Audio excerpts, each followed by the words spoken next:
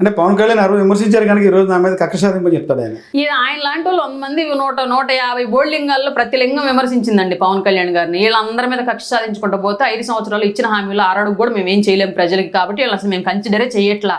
మేము ఏదైతే తప్పులు ఉన్నాయో సరి చేసుకుంటూ వెళుతున్న క్రమంలో ఆ తప్పుల్లో ఇన్వాల్వ్ అయ్యి ఉన్నటువంటి వాళ్ళందరూ కూడా వాళ్ళు బయటకు వచ్చేస్తున్నారు. పుట్టలోంచి పాములు బయటకు వచ్చి బొసపడుతున్నట్టుగా బొసపడుతున్నారు.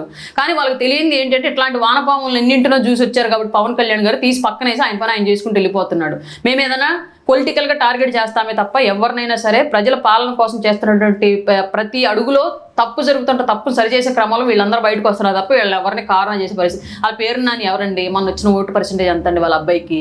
అసలు అతని ప్రజలే పక్కన పెడితే మేము పట్టించుకోవడం ఏంటండి? ఇవాళ పవన్ కళ్యాణ్ గారి స్థాయి ఏంటండి?